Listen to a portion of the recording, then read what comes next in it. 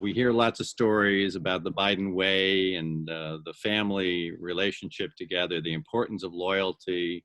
Talk a little bit about your family and the importance of religion.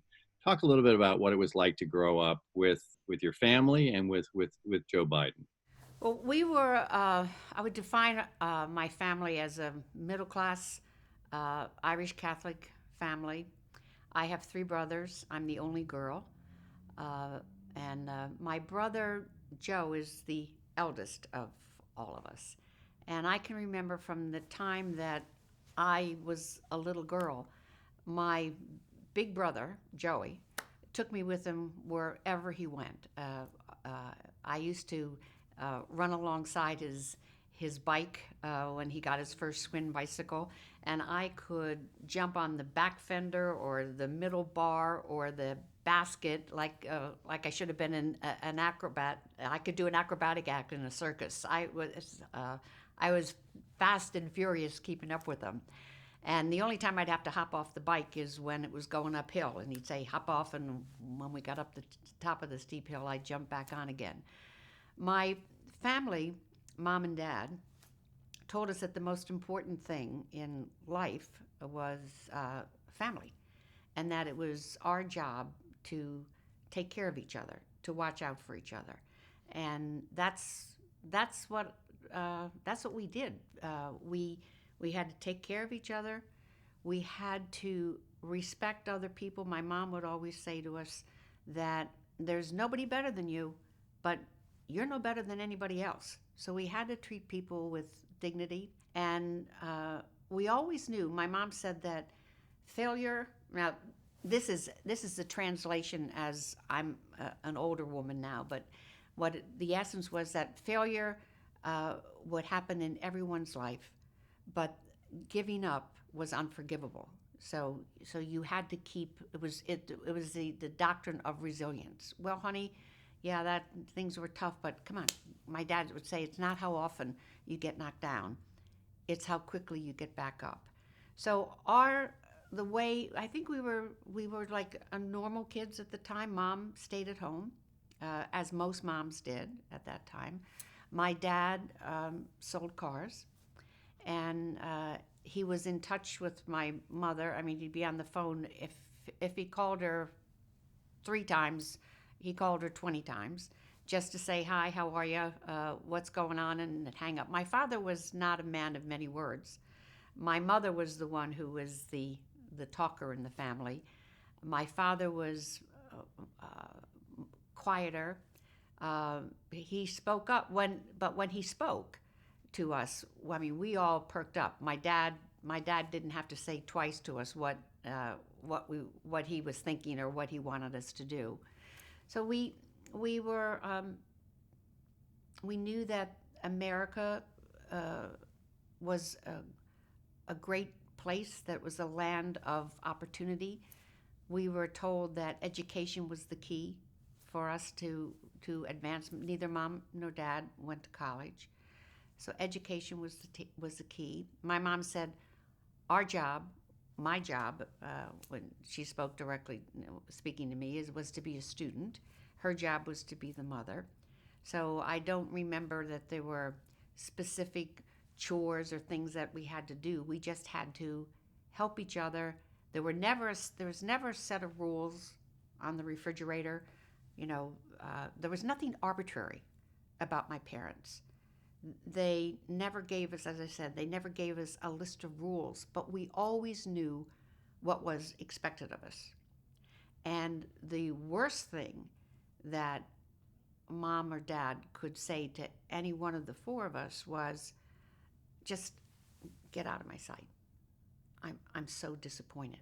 And oh my God, I mean, it was that was a terrible blow. I don't remember any of us being sent to our room, or privileges taken away for.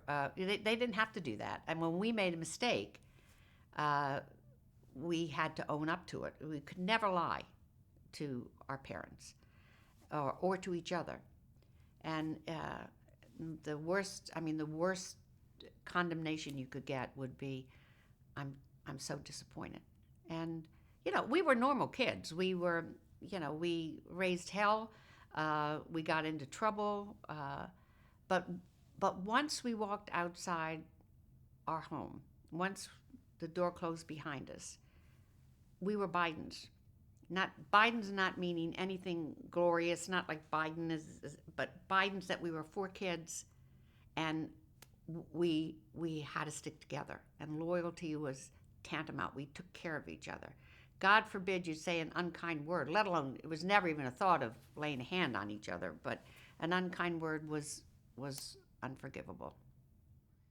Talk about the importance of the Catholic Church in your family life. I mean, it seems, I know you went to parochial schools, and it seems that Joe, your brother, also always had this sort of like a calling in some ways, I guess how the nuns were used to describe it, about a feeling of responsibility to accomplish certain things, because he's always been so driven in the tasks that he takes on. But talk a little bit about the Catholic Church and how important it was. Well, the Catholic Church, the Catholic social doctrine that we were raised on as products of the Catholic school. Well, I mean, the nuns. We all went through 12th grade. Joe went to the all boys Catholic high school, and I went to the all girls Catholic high school. That Catholic social doctrine just dovetailed with our family values. I mean, there wasn't daylight between the two. We weren't the Catholic family who said the rosary every night or who pontificated more. We were the Catholic family who, I guess not even consciously, were living the Catholic social doctrine. It was just who we were. I remember that what we did is we went to mass every Sunday. We went, we observed the no meat on Friday. That was in the old days, but we didn't wear it on our sleeves. We just, as I said, we just were. There was no distinction between the two. And in 8th grade in Catholic schools, February was vocation month, and the priest or the nuns would come into our classroom and talk about the vocation of becoming a nun or the vocation of becoming a priest. And when I remember the nun came when I was in 8th grade, into the classroom and talked about becoming a nun, and then said, "So how many of you are thinking about becoming a nun?" And I was one of the few girls who did not raise her hand. And after the nun left, the speaker left, the nun said to me, like, "You, Miss Biden, you didn't raise your hand." And I said, "No, because if I'd be anything, I'd be a priest." But when the priest came into Joe's classroom in 8th grade, he was very taken by it. And I remember his coming home to mom and dad and his saying, I might want to become a priest. And my mom said, "Well, that's wonderful, honey. That's great." And there's a St. Charles Seminary, which is close to where we live, outside of Philadelphia. And so you could go, at that time, the young boys went from 8th grade, they went into the seminary at 9th grade and went through to their priesthood. So maybe, I'm thinking about that. And my mom said, "Well, it's wonderful if you want to be a priest, but there's no way in hell you're going at 9th grade to be a priest. You go to high school, you go to college, and when you get out, and if you want to be a priest, you have my blessing. But you're not going in 9th grade. You're too little to make that decision." So there was always, he would be a good priest. He'd be a good Jesuit. That's what, because he is very bright. He uses his intellect, and he also understands the humanity of man. The goodness in human nature. And I think, he would have been a good priest, but I think he'll even be a better president. Talk a little bit about his stuttering when he was young, how difficult that was. You talked in the past to people about how he was made fun of by bullies. So talk a little bit about the stutter and sort of what it meant in those very important days of your life in grammar school and in high school dealing with that issue?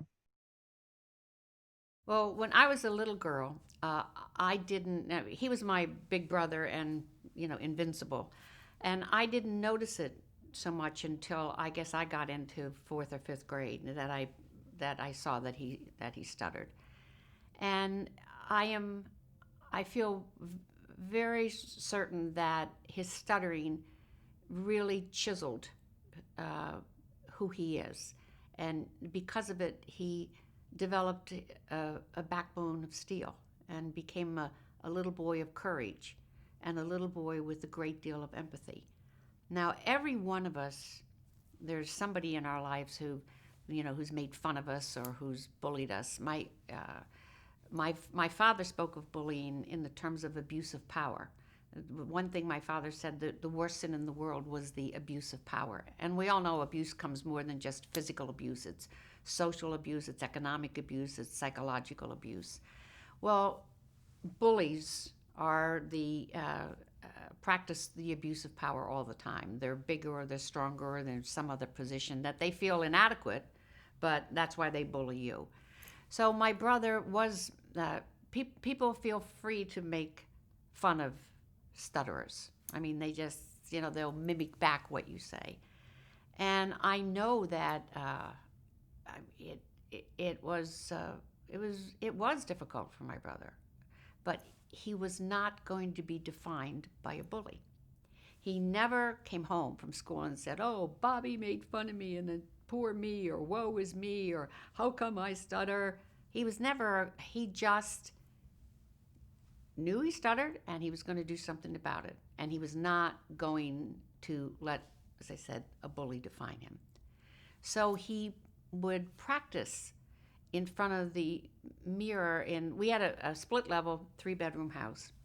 The boys, mom and dad had one room.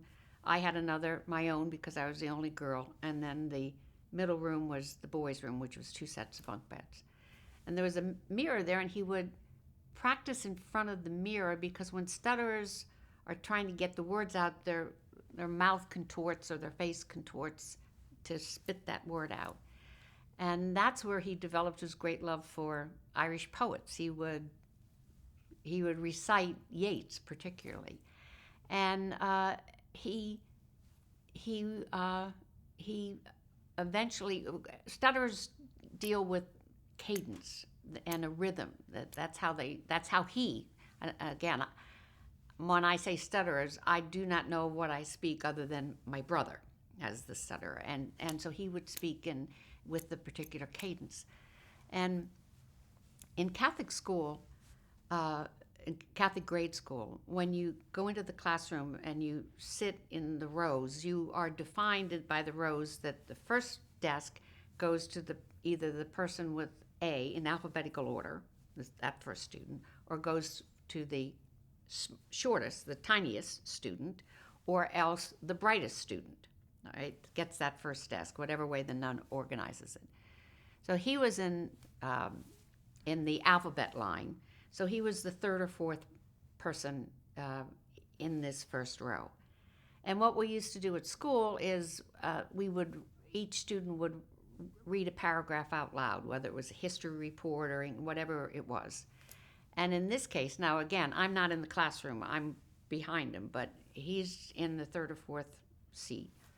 And he figures out, not so tough, that he gets, let's say he's in the fourth seat, and that he gets the fourth paragraph. So he starts practicing in his mind, saying a rhythm and a cadence to that fourth paragraph. So by the time that it gets to him, he'll be settled. And the paragraph was about Sir Walter Raleigh. And the story goes that Sir Walter Raleigh, took off his cloak and threw it over the mud puddle so that the woman would not get her shoes muddy. So when Joe read it, it went, "Sir Walter Raleigh was a gentle man." And Sister said to him, "Master Biden, will you say that again? Say that again?" "Sir Walter Raleigh was a gentle man." And this went on 3 times. At the third time that my brother said, Sir Walter Raleigh was a gentleman. And at this third repetition, my brother's throat is closing. The nun looked at him and said, Master Biden, uh, do you need your classmates to tell you how to say that? Anybody in the class here know how to help Master Biden? And that's when my brother closed the book, got up, and a real profile in courage. He walked out of the classroom on a nun, and that's something you just never did in Catholic school. And he not only walked out of the classroom, he walked out of the school, and he walked home to our house, which is probably 6 or 7 miles away. My mom was home with Frankie, who's the youngest, and Joe went in and said, Mom, I quit school. And he told Mom what happened, and Mom said, oh, no, Joey, you're going right back to school. And she grabbed him, threw him in the car with Frankie. Here, hold Frankie, and she went back to the school. The principal's office was very small. By the way, the principal's office had already called Mom to tell her that her son had walked out and was very disrespectful to Sister. So when my mom walked back into the school, there's a little outer office. She sits Joe down in the outer office. She plops Frankie in his lap, and she goes into the inner office, and the Mother Superior started telling Mom what went on. And my mom said, stop. I want to see the nun, Sister so-and-so. I want to talk to her. So it brings in the sister who reprimanded Joe or made fun of Joe. And the sister starts telling him how disrespectful Joe is, and my mother, stop. She said, just tell me, did you make fun of my son? Well, sister, did you make fun of my son? Well, and my mother said, well, I'll answer it for you. You sure in hell did. And if you ever do that again, I'm going to come back and I'm going to knock your bonnet right off your head. Do we understand each other? Sister said, yes. She went back. My mom comes out of the office, takes Frankie and said, okay, Joey, go back to school. Go back in your class.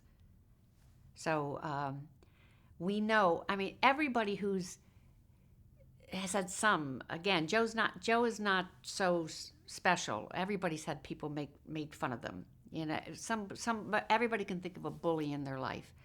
And we all know that humiliation has a long shelf life. And you think of that person and that bile still, rises, sticks in your throat. And you have a choice, though. The thing that I think is outstanding about my brother is not that he had been bullied, because we all have, but because when you are bullied, you have a choice. And your choice is that you can become a bully yourself and step on people who don't look like you, who don't speak like you, or whose values you don't understand. Or you can appreciate and get it that, we're all in this together, and develop a quality that is, I think, rare in political life today, especially. And it's called empathy. My brother understood at a very, very young age that every life is an incredible act of bravery. He got that almost from the beginning when he opened his eyes. And I think that's what makes him in a league all of his own right now, or in a very rarefied league. Empathy and an intellect to appreciate and understand the difference between someone be mean-spirited and somebody who just makes a dumb, stupid mistake, and not ripping them apart for it. One other thing is about this period of life. His uncle lived in the room with him, with his brothers, I guess. What lesson? What uncle? Uncle Boo Boo? Yeah, Uncle Boo Boo. Okay. So he's written, and other people have written about the fact that he learned from his uncle, and his uncle's inability to conquer the stutter was something that also motivated him? Yeah. Well, our house was a multi-generational house. And I don't know now, being a married woman, I don't know how my parents survived it. I mean, they had absolutely no privacy, and so a relative would come and to visit and would stay. Now, Uncle Boo Boo, his name was Edward Blewett Finnegan, and the first nephew couldn't say Uncle Blewett, and it came out Uncle Boo Boo, and it stuck with him. So he would come. He didn't live there permanently, but he would come for a weekend, and he would be there for, it was my mother's brother, and he would be there for 3 weeks or 4 weeks. The aunt who came, stayed 17 years, but they didn't all, didn't live in the house. But anyway, when my Uncle Boo Boo was a bachelor, I was his favorite in the family. Everybody, he called me Angel, and he he was a role model because he really did have a terrible stutter. And my Uncle Boo Boo was really, really bright. But what he did is he took the stutter and it turned him bitter or angry and like, why me? And I could have been anything, but I have this, and God darn all those other people. And so my brother learned the lessons, some by osmosis and some by directly watching Uncle Boo Boo, that that Uncle Boo Boo had a crutch that he could blame everything on the fact that he stuttered, and otherwise he would be whatever he wanted to be. So I think that really influenced Joe a great deal. You don't blame others for something. You don't blame other people for and make fun of them for something that they can't control, which is like you're stuttering, or if you're born with a limp, you don't make, or there's something, you look different. You don't blame people for something that they again didn't do to themselves. That's how they were born. Uncle Boo Boo used it as a crutch. Joe decided again early on that he was not, because he studied, it wasn't a crutch. He had to figure out a way to handle it that that it wasn't somebody else's fault. And when disappointment comes, and he's had some tragic events in his life, and as much as tragedy can bring out bitterness and hatred and bile and anger, so too can tragedy bring out kindness and empathy and goodness and compassion. It takes a little bit longer, but again, that's a route that you choose of how you're going to deal with it. Life has a way of interrupting, and there's just no accounting for the good and the bad that it dishes out. There's only accounting for how you deal with it. And Joe took the tragedies, the disappointments, the sorrow in his life, and didn't use it as a didn't sink into it, didn't allow himself to sink into it.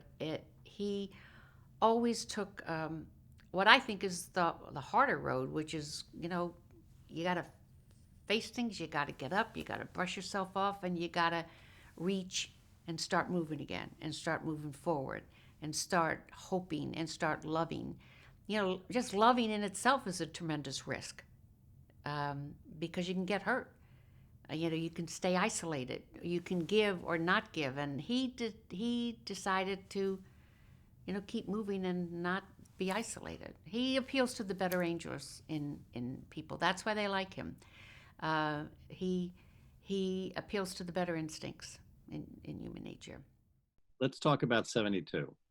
So he decides that he's going to run for the Senate at 28 years old, I guess is when he decided. It's an amazing decision. You're right there with him, along with the rest of the family. Why politics? What drew him to the politics, especially at that level?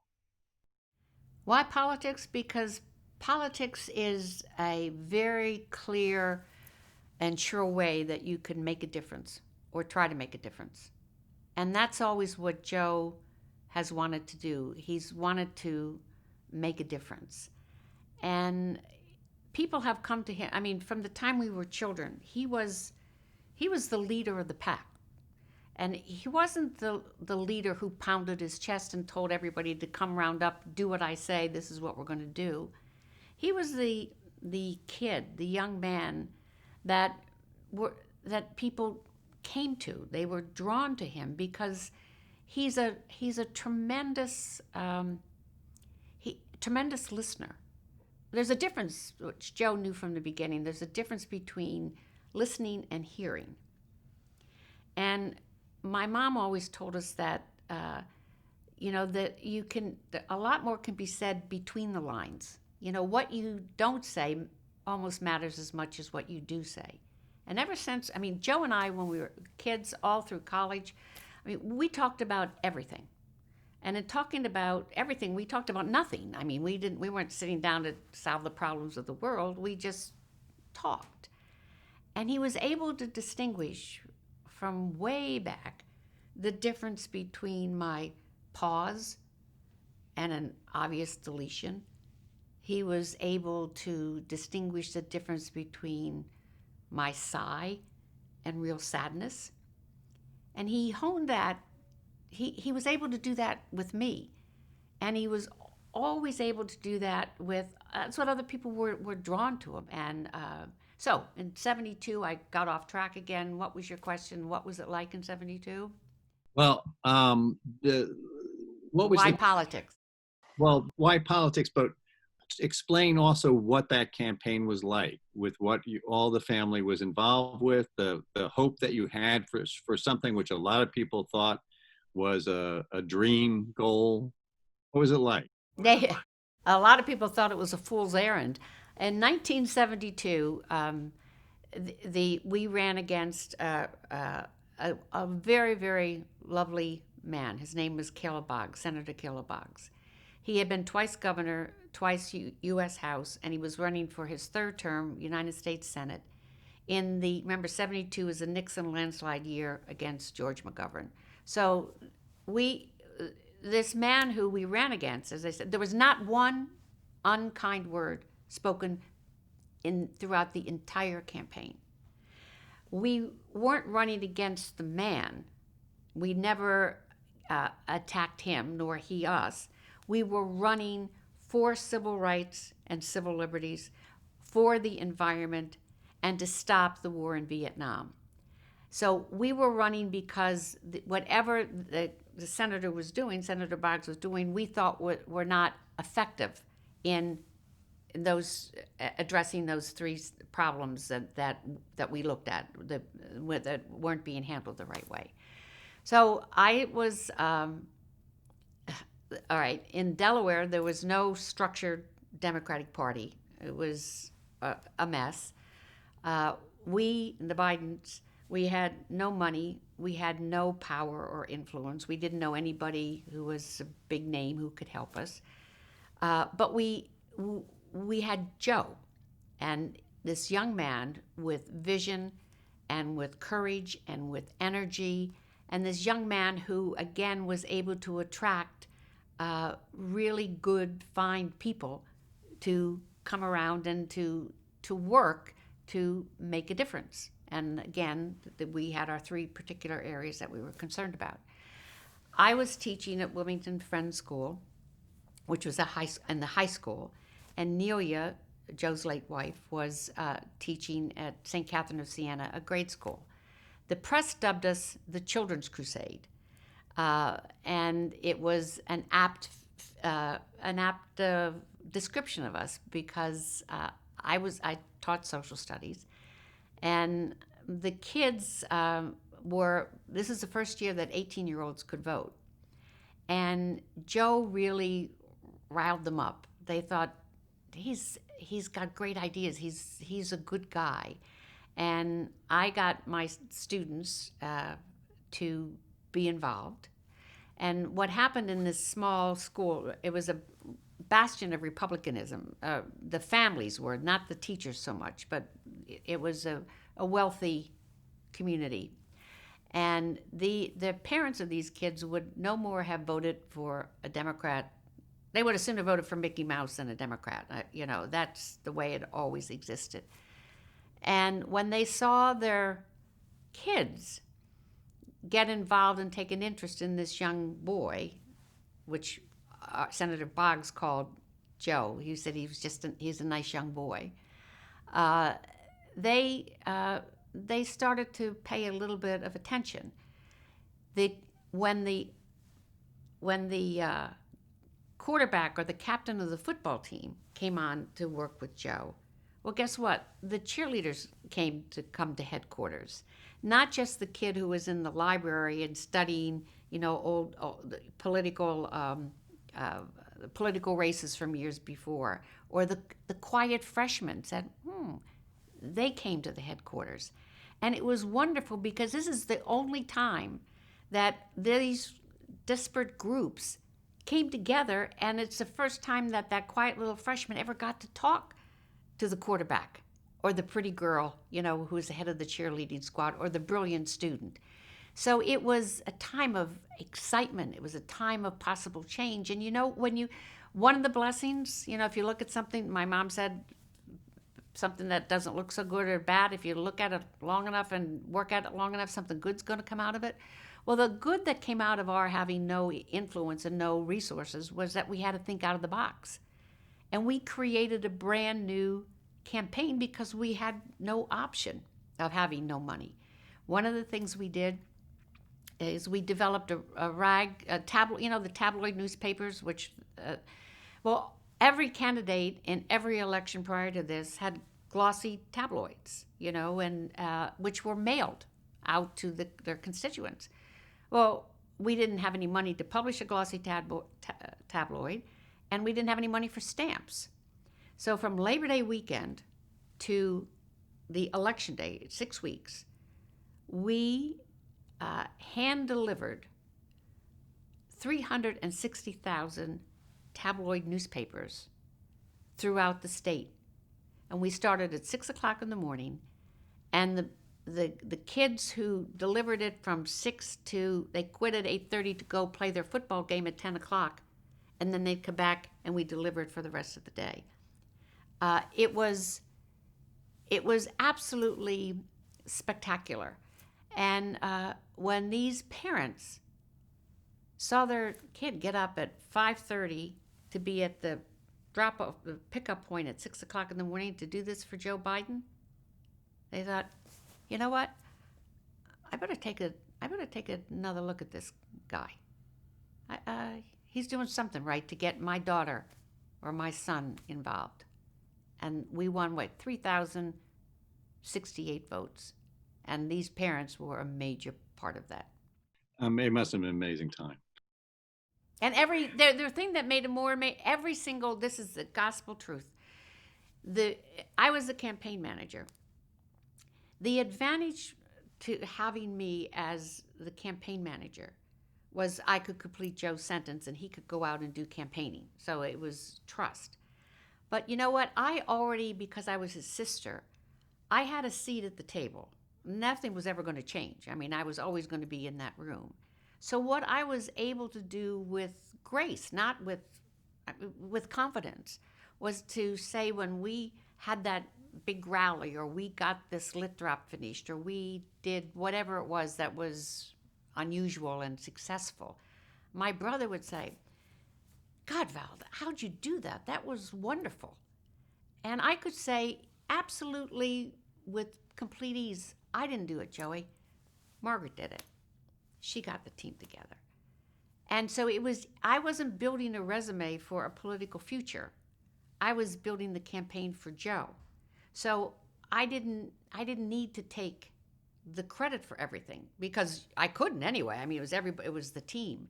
As a result of that, every single person who was on our campaign believed to the fiber of their body that if they didn't do their job 100%, that Joe would not win.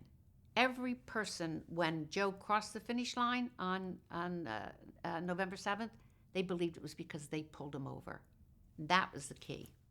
So let's take the turn, the lousiest turn that we're going to take here. He's at the peak of his, this is amazing. A 29-year-old has won this race.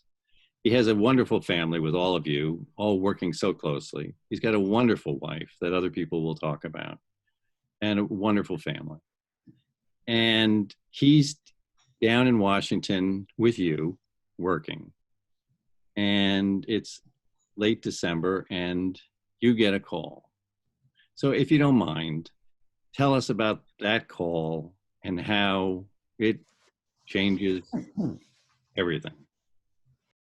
Well, it was December 18th. The Senate was in recess for Christmas. Senator Byrd told Joe, offered his office to Joe to interview the prospective staff. Because Joe was this rare 29-year-old, who had won the major political upset in the country, we had resumes that were stacked on top of the desk and all around the desk. I mean, everybody wanted to come and work for him. So we went down to interview staff.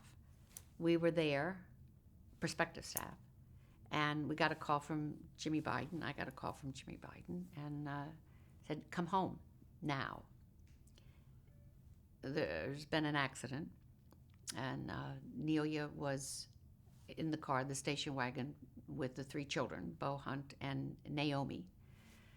And she had gotten the Christmas tree, and she was on her way home, and she was hit broadside by a tractor trailer. And she and Naomi, who sat behind her in the car seat, they died instantly. And Beau and Hunter were seriously injured. So Joe also got a call from the ambulance or company, and we just dropped everything, of course. And Jimmy Biden, I don't know how, but he arranged for a plane to come get us. And I remember walking through the Russell building, and because no one was there, and going quickly, and the echo of the tapping of our heels, to try to get out of the building. And on the way out the building, my brother looked at me and said, she's dead, isn't she? And I said, I don't know, Joey. I did know. Jimmy told me. And we got on the plane. I remember it was a really bumpy ride home. We didn't say a word. I had my hand on his leg. And that's what happened. And in 6 short weeks, we went from being on top of the world with the future. He was the future of the Democratic Party. He was the bright young hope. He went from that to being a young widower, a father of 2 children, and a single dad, and a man with a broken heart. And I mean, it was we had done something that was impossible in winning the election, and now it was gone, and it nothing else mattered.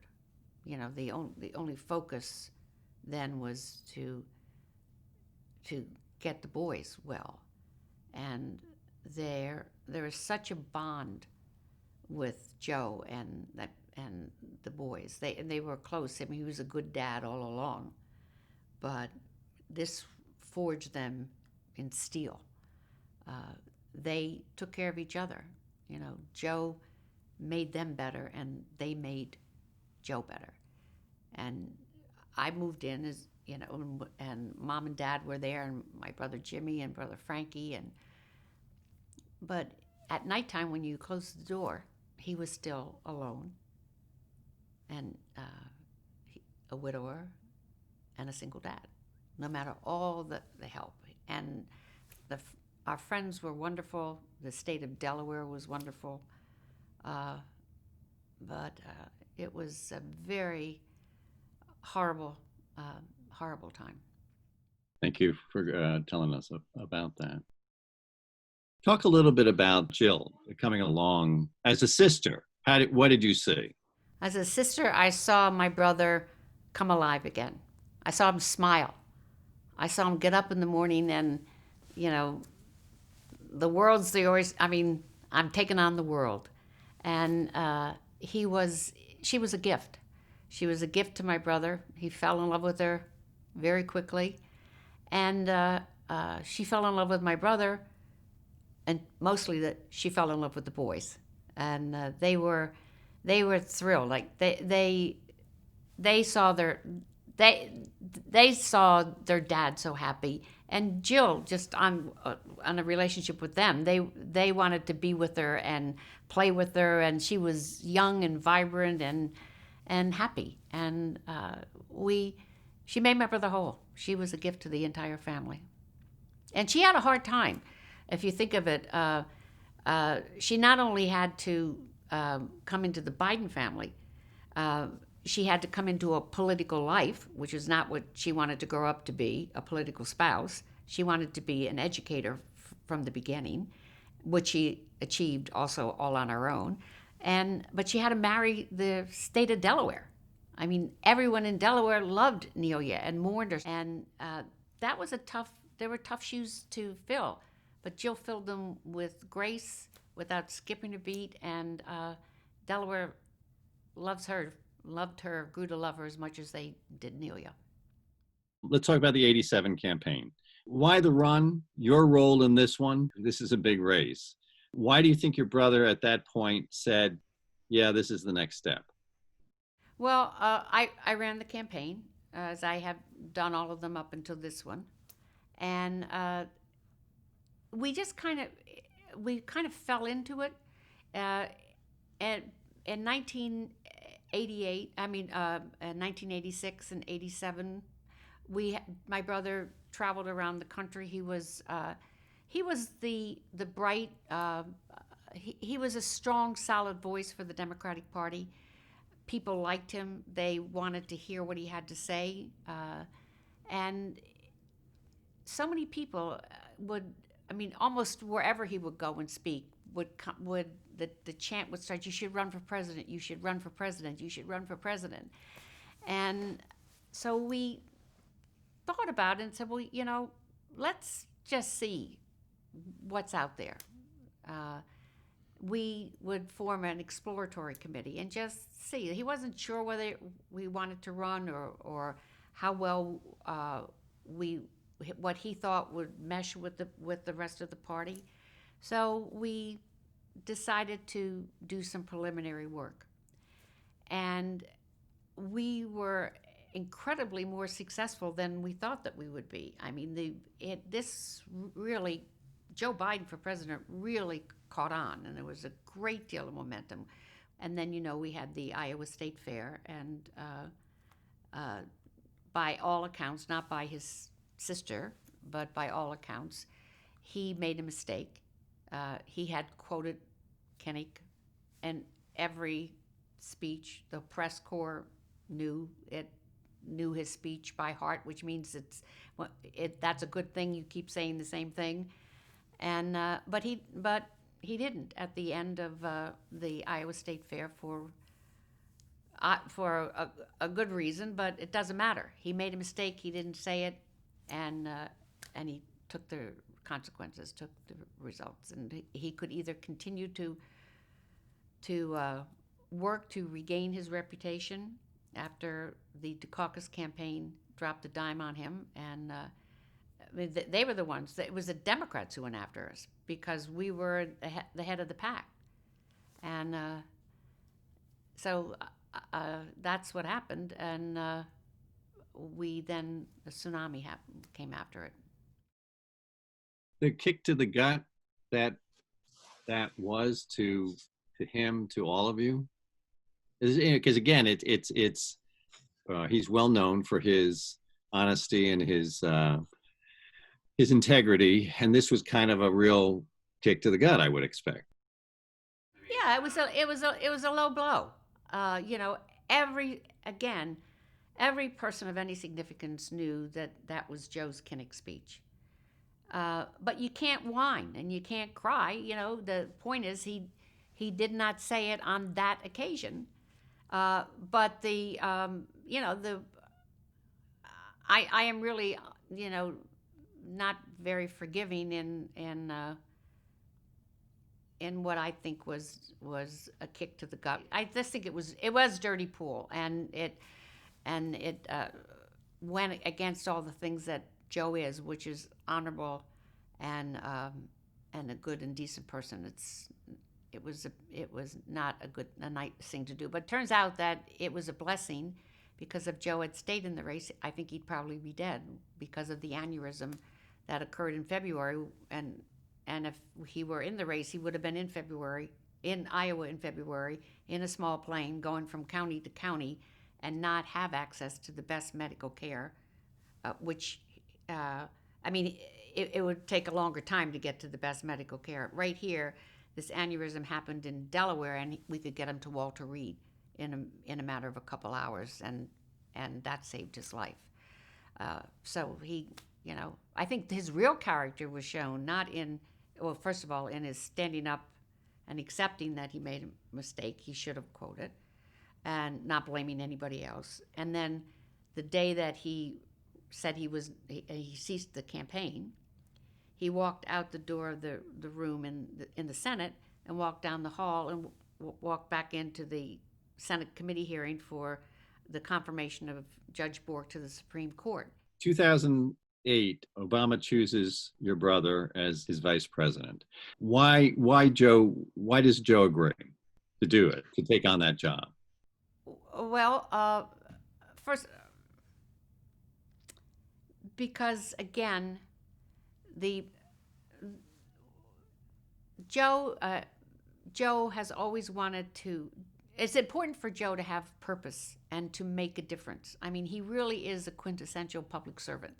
I mean, that doesn't make him better or worse than anybody else. It's just who he is. And he was, at the time that Barack Obama, Senator Obama at that time, asked Joe to be his running mate. Joe really had the best seat in town, the best table in Washington, of being, chair of the Foreign Relations. Joe is a Senate man. He loves the Senate. He loves the tradition of the Senate. He loves the honor of the handshake that would exist. He loves working across the aisle. And he wasn't sure if he would be more effective in the legislation that he wanted and the Democratic Party wanted, if he would be more effective being as chair of the Foreign Relations Committee or being vice president. The second thing was, in real life terms, it's like he said, heck, Val, he said, I've never worked for anybody. I don't know how good I'm going to be at that. So I got to think about that. But when he made his decision to run and to go with, and that he thought that he could be more effective as vice president, he had already squared away in his mind that he understood that Barack Obama was president, Joe was vice president. Joe's job as vice president was to make judgment calls, give Joe's best advice, best thinking to the president. The president then could take some of it or leave some of it or take none of it. But when the president was the man who made the decision, then it was Joe's job to back him 100% when he walked out of that Oval Office and shut the door. Joe and President Obama were completely in sync. That doesn't always happen. That's what you call an honorable, trustworthy relationship, and Joe understood the job of vice president and wore it well. What were some of the things that he took on for Obama that he brought to the vice presidency, things that you look at that he was very proud of? What were some of the things that he brought to that office that should be understood? Well, I don't think that he brought anything outside the orb that wasn't already going to be in it, but marriage equality was one of them. I mean, that came in, and it wasn't that office that the President Obama wasn't going to do that. Joe just, you know, brought it in. He continued. The other thing that was most important to Joe was the Violence Against Women Act, which he had legislated in the 80s, and he continued to move that forward. He Joe has was the head of the Recovery Act. Uh, the Recovery Act was responsible for the largest amount of money and resources going into clean energy that the country has ever had. Joe brought to the office a knowledge, a firsthand personal relationship with many, many foreign leaders. He was a young guy. He grew up with these foreign leaders, so they trusted Joe. They trusted his word. President Obama trusted Joe with bringing bringing Obama's the president's policies into the foreground, and also giving him his clear advice. Certainly, the love between Vice President Biden and his sons and the rest of the family is quite clear for everyone to see. But Beau was such an interesting mix of talents and seemed to be following along after his father's footsteps in politics, and was so amazing at it.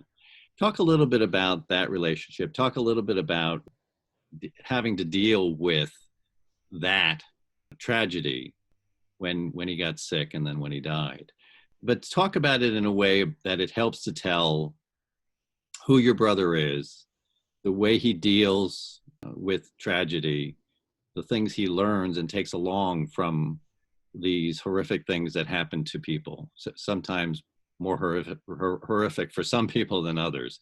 But talk about Beau and that relationship and sort of how he has evolved to some extent, or what that adds to the mix of this man who might be president in a time of absolute crises.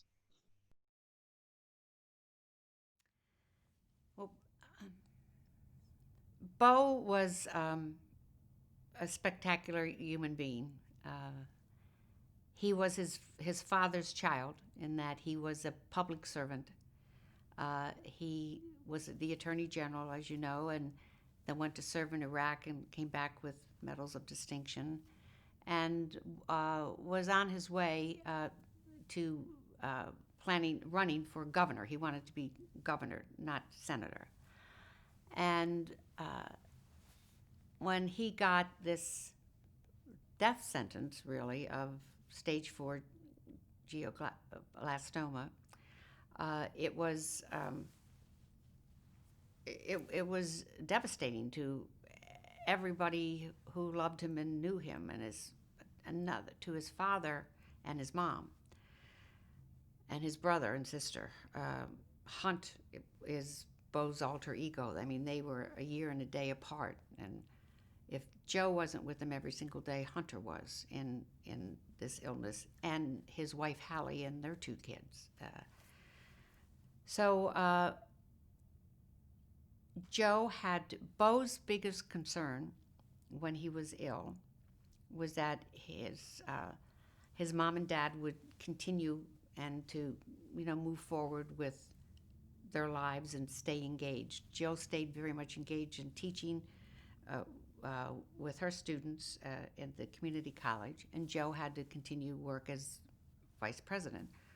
But every spare minute that he had, he was at the bedside with Beau. And you can't. I don't. I think I mentioned before that my mom said, "Out of something bad, something good happens." It's a real long time for me personally to reconcile the good of Beau's dying at such a young age. I mean, I wanted to, I'm the Catholic schoolgirl. I wanted to take rocks and break the stained glass windows. My brother, though, who has a hole in his heart, committed to Beau, promised Beau that he would not fade away. You know, when grief overwhelms us, a natural instinct is, we cower, like, just leave me alone. And Beau knew that Joe would still continue to, take care of the family and be the head of the family, so to speak, but he had to continue to have purpose and to make a difference and continue his work in making America better and what now we've said returning the soul of America. They weren't Beau's words, but he said, Dad, you just got to stay engaged. You got to keep fighting the good fight. Right now, I think that the reason that Joe it's the right time for my brother to be president, it's because of his decency, his empathy, his intellect, and his competency. Because right now, I think that character is on the ballot. This election's about character. It's not just about Joe's character. It's about your character, and it's about the character of America. And the reason that Joe got involved in this was because he wanted to work towards restoring the soul of America, to build up the middle class, because if we don't have a prosperous middle class, which jobs, good union jobs, we don't have a ladder up for the less advantaged, and the wealthy are going to do fine, and God bless them. But we have a whole society to take care of, and he wanted to unite the country. And when I say unite the country, it's not pie in the sky, but we must. We are so polarized at this time and at this crisis that we've got to bring we got to bring it together, or we will no longer have a United States of America. It's a democracy. It won't function unless we get and we stay involved. The title of this program is called The Choice 2020. So the question we always ask everybody, or as many as we can, is, so what is the choice between Joe Biden and Donald Trump? It's a choice between a man of character and principles, a man of decency, who has empathy, who's intelligent, and who has a tremendous competency to bring the best minds, the best people in this country into a union so that we can govern like the United States of America. The choice between my brother Joe, I think in every one of those adjectives that I use is obvious. I do not, I leave the description I think Donald Trump, everybody knows who he is. I am not going to sit here and call him names like he does, but I don't think he's very. I don't think he's very bright, and I certainly don't abide or not approve, not in a school marm, but appreciate the disrespect that he shows to anyone who he doesn't like or he thinks is in his way. No matter what, the campaigns have changed. And this is a virtual campaign. It's so different than anything that we've ever had in our country. But there's one principle that exists in every single campaign, and you choose, it's relationships. You choose, particularly your president. You choose your president because you trust him or her. And campaigns are built on relationships. It's like, I see, I believe, I trust. It doesn't mean the people don't have to like everything or know everything that you think. But what's important is that they have to know and think that you care. So I think that's the defining line of its character and who um, the trust that Joe Biden cares about you and will take care of your family as much as he would take care of our family. Our first campaign slogan was Joe Biden County Council for all our families, and that's where we are today. Should be for all our families.